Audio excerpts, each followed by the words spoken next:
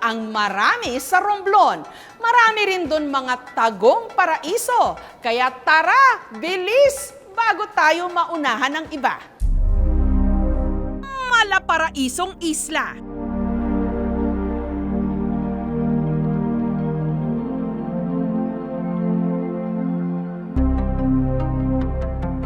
Ayos yan! Kahali-hali ng mga ilog at talon. Ayos yan! At walang kasing sayang pagdiriwang. Yan! Lahat ng yan nasa Sibuyan.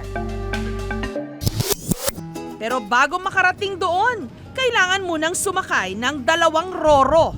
9 na oras mula Batangas Port patungong Romblon. Mula roon, kailangan muling lumayag ng 2.5 oras patungo sa katabing isla ng Sibuyan.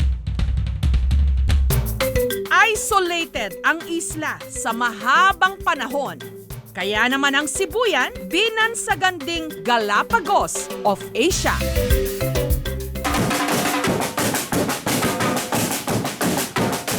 Ang parusang biyahe. Pag nakarating ka na roon, mapapalitan ng saya o sa salita rito, kasadyaan. Sakto ngayong linggo dahil ang isa sa 3 bayan ng Sibuyan na kung tawagin, magdiwang, nagdiwang ng Kasadyahan Festival.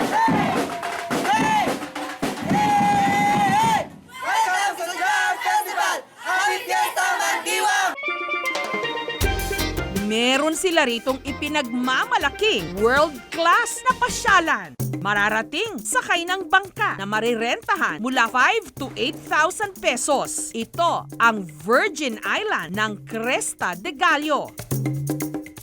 Ang ibig sabihin ng pangalan ng isla, palong o yung parang korona ng manok. Sa malayuan kasi, kahugis daw ito ng palong ng manok. Pero habang papalapit ng papalapit, unti-unting magniningning ang puting-puting buhangin at napakalinaw na tubig. Masaya. Firm yung sand, ang ganda. Very virgin pa yung island. Karapat-dapat na maisama sa kahit na anong travel bucket list ang mahaba nitong sandbar sa magkabilang dulo ng isla.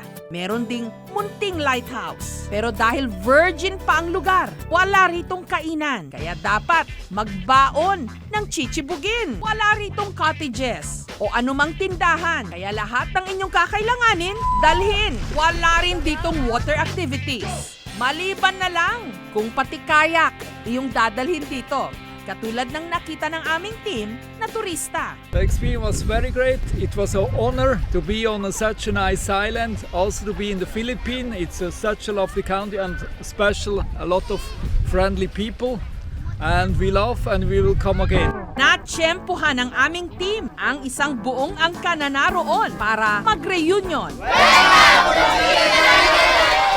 Ang pamilya, Rabalo.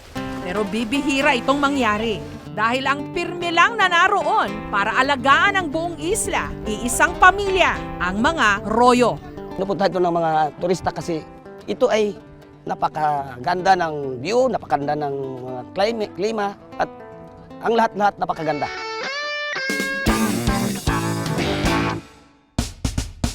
Mula Sibuyan, marami ka pang pwedeng marating. Pero hindi lang beach meron dito sa Sibuyan. Mula sa bayan ng San Fernando, sumakay ng jeep o motor. At sa loob lang ng 10 minuto, mararating na ang Cantingas River. Ang masarap daw doong gawin, tumalon sa ilog. So 1960s pa lang naisipan na maglagay ng talunan dahil nga nakita yung potensyal na lugar para sa turismo ng Cantingas River. Pero hindi lamang yan dahil ito na'y parte ng buhay ng mga tao. Simula pa, parte na ng buhay ng mga katutubo, parte na rin ng buhay ng lahat ng mga dumadaan dito sa isla ng Sibuyan. May 3 itong levels. Ang pinakamababa, 15 feet.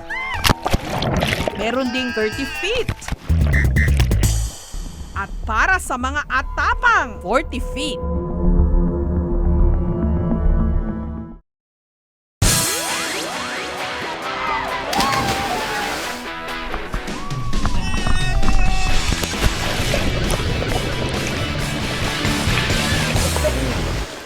paling baby na nanggaling pa ng Laguna. Kaya! Kayang-kaya! Makikipagsabayan sa bagets. Naku, Diyos ko!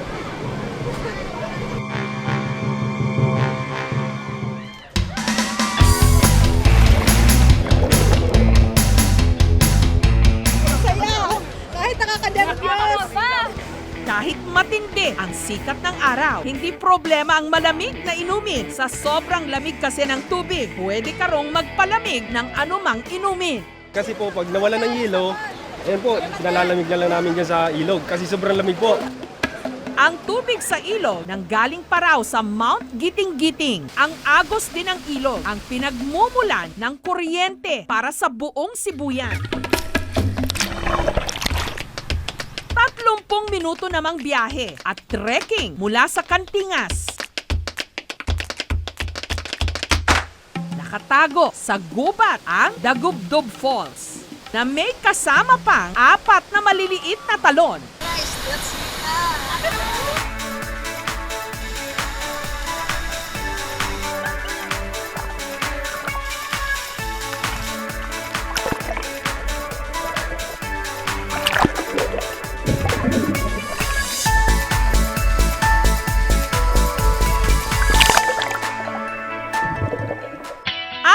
Islang katulad ng Sibuyan na parabang napag-iwanan ng modernisasyon, may natatanging ganda na natiling paraiso dahil hindi pa nalalapastangan ng tao. Sana lang manatili ito ganito.